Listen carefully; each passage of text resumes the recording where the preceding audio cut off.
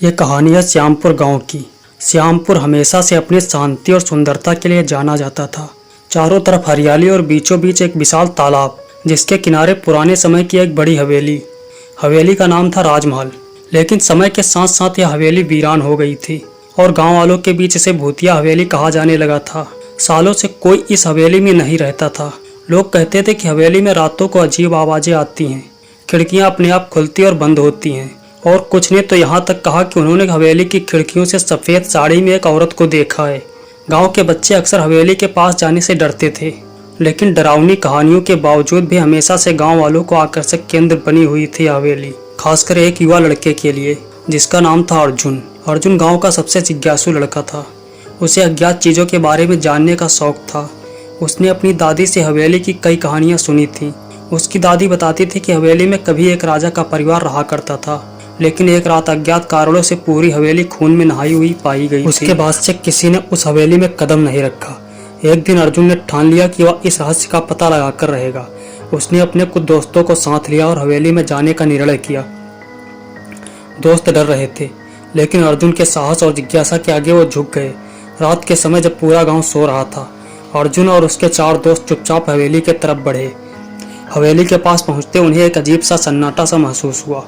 हवेली की जर्जर हालत को देखते हुए दरवाजे से अंदर जाना संभव नहीं था, इसलिए उन्होंने एक टूटी हुई खिड़की से अंदर घुसने का फैसला किया।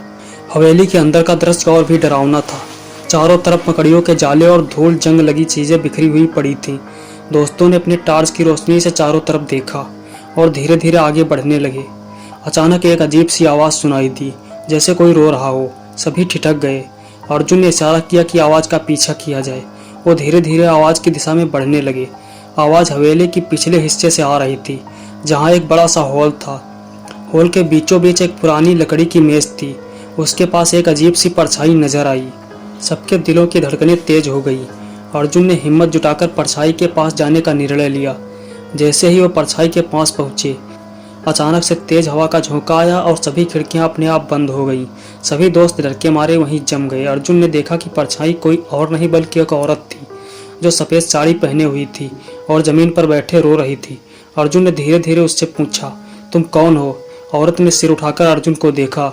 उसकी आंखें लाल और चेहरा पीला पड़ा था। उसने धीमी आवाज़ में कहा, मैं रानी हूँ इस हवेली की।